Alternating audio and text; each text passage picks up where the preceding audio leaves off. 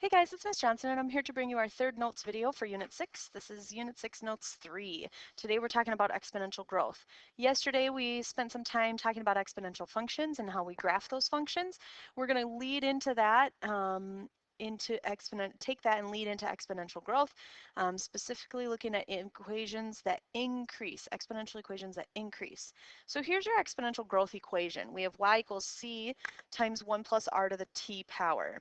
Now the variables look a little different, but this really is very similar to your equation that you looked at yesterday, y equals a times b to the x.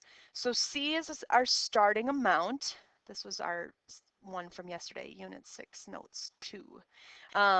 C is still our initial amount or starting amount. R is the rate of change now. So rate of change is typically given to us as a percent. We need to make sure that we turn those into fractions or decimals if it is given to us as a percent. And then T is our time. Now the reason this says 1 plus R is because we're thinking of this as 100% starting with what we have and adding the R percent. Okay, because it's growing. Growth means going up. So addition means going up. Note that C is also our y-intercept. We talked a lot about that yesterday. It's just in place of A.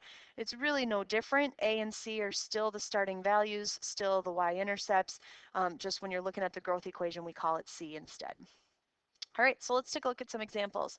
If I have a C value of 8 and an R value of 0.45 and I want to write an equation, I need to put those things in their right spot. So I have y is equal to 8 times 1 plus 0.45 raised to the t or x power. Sometimes we call it x, sometimes we call it t, if it's relating to time. And again, those things are interchangeable. I suppose I probably should have put that up here. Time, also called x. When you type this into your calculator, if you had a graphing calculator that would graph these things for you, you would use the x key, the x variable key. All right, so when we make our tables, we're going to make our tables the same way we made our tables yesterday. We're going to go -2, -1, 0, 1, 2, and 3. And we're going to find the y values for this growth equation. So I take all of these and I plug them in. It would look like y equals 8 times 1 plus 0.45 raised to the -2 power. And when I do that, I get a y value of 3.805. For -1, I got a y value of 5.517. 0 was 8, and that's our y-intercept, which we already knew that one. 1 is 11.6. 2 is 16.82. And 3 is 24.39. I typically round these things out to the second decimal place. I could have rounded this up to 5.2 and that to 8.1, but I typically go out to the second decimal place unless it ends for me. So now let's put them on the graph. So over at -2, I'm at 3.805, almost to the 4. -1, 5.517, that's about 5.5. 0, 8, y-intercept, there it is. 1, 11.6.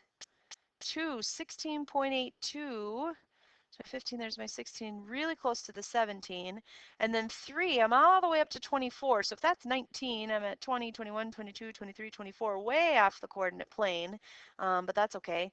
We talked a lot yesterday about how this graph is a curve.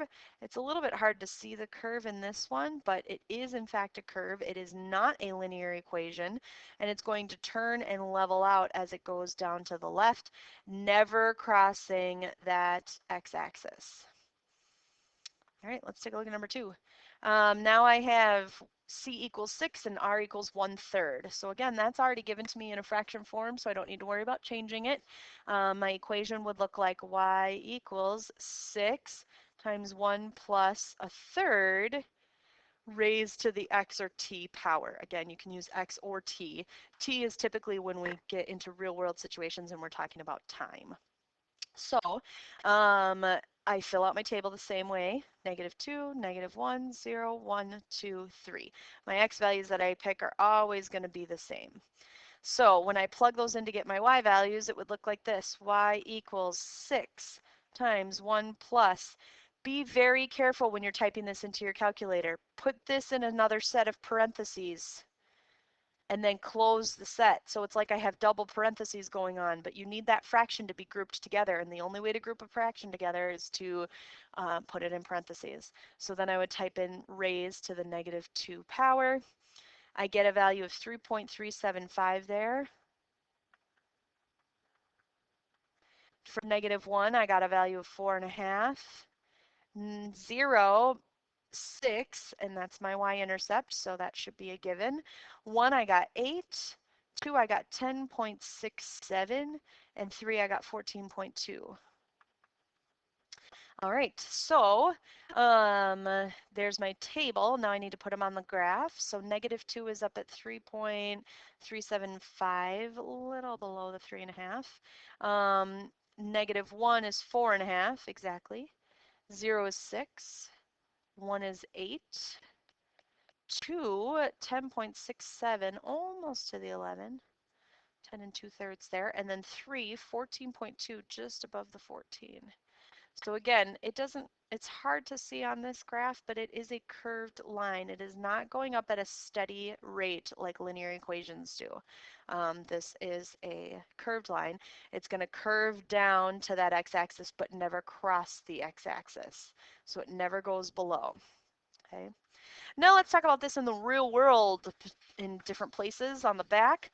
Number 3 says in 1971 there were 294, 105 females in high school sports.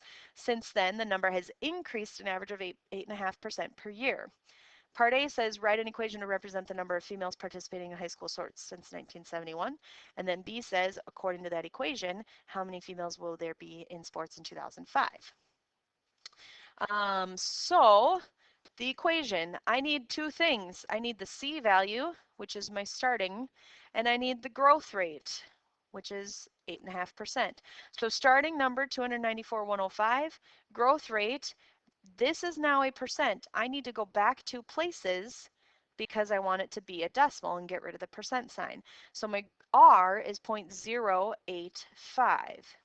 So if I write out this equation, it looks like y equals 294,105, 1, that's that 100%, so you start with 100% and add 0.085 each year raised to the t power. I'm using t this time because now we're actually talking about time. We're looking at 1971 and now we need to look at 2005. So this is my equation. That would be my answer for part A. That's my standard growth equation for this situation. Now in part B, I'm going to actually look at a real world situation or look at a real year. I need to figure out how many years have passed. I'm not just going to take 2005 and plug it in. I need to take 2005 and subtract the starting year of 1971. When I do that, I end up with 34. That is the power you want to use. That's your T. So I have y equals 294,000. Oh, my pen on the bottom just does not like it. 105, and then 1 plus 0.085 raised to the 34th power. When I plug that into my calculator, I have an answer of 4711004.36. Now, you have to consider what you're talking about. You're talking about females. You're talking about people. You can't have 0.36 of a person, so I need to round to the nearest whole. 3 tells me to keep my 4 the same, so that's 4711004 females. 4,711,004 females. Every question with words needs an answer with words. Label your answer. That would be something I would take a point off on a quiz if you didn't label. Let's take a look at number 4. In number 4, it says in 2010, the city of Farmington had a population of 21,087 and had a growth rate of 1.9% per year. Write an equation to represent the population of Farmington since 2010, and then what would the approximate population be in 2013 and in 2017? So I'm finding two things in part B. So let's start with our equation. I'm going to slide these up and over, help my pen out a little bit. The equation, here's your starting amount. That's your C value. Here's your growth rate, but it's a percent, so I need to make it a decimal. So R is going to equal, go back 2 places, 0.019. So my equation looks like this. Y equals 21,087 times 1 plus 0.019 raised to the t power. Again, I use t in this situation because I'm actually talking about time now. And then in part B, I need to calculate 2 different years. I'm looking for 2013 and 2017. So for 2013, take 2013 and subtract 2010, which was your starting year, and I get 3. So that looks like y equals 21,087, 1 plus 0.019 raised to the 3rd power. When I type that in, I get 22,311.94. Again, we're talking about people, so I need to round to the nearest whole. That's 22,312 people, or you could say a population of 22,312, something to that effect. Then I need to do 2017. So 2017 minus 2010 gives me 7. So 7 years have passed. That's my power. 21,087 starting rate, 1 plus 0.019 raised to the 7th power. When I type that in, I got 24,056.59. 5 tells me to round the 6 up, so that's y equals 24,057 people. All right. Let's take a look at the last question. It says, an initial population of 750 endangered turtles triples each year. Write an equation to represent the number of turtles. Use the equation to determine the turtle population in 8 years. Now, this one is a little bit different. This actually kind of goes back to what we did yesterday. 750 is still your starting amount, but we have a growth rate of what they call triples. So we're really not looking at a percent here. We don't have a percent. We're really just looking at a b value that's equal to 3, because tripling means I multiply by 3. So I'm going to go back to the equation that I used yesterday, which was y equals a times b to the x, and b, my growth rate, is 3.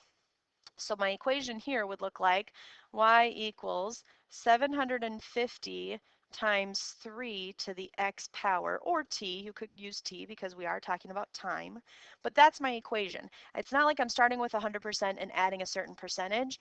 I'm just saying that it triples each year, so I need to multiply it by 3. So then if I want the population in 8 years, I have y equals 750,000 times 3 to the 8th, and I type that into my calculator, I get a really big number there. 4,920,750 turtles. No rounding here necessary because I already was in a whole number, although if it were a decimal, we would round it to the whole because you can't have a fraction of a turtle. So there we are. There's the end of our notes for exponential growth. Thanks for listening. Come check off your note sheet with Ms. Johnson, and I will see you later.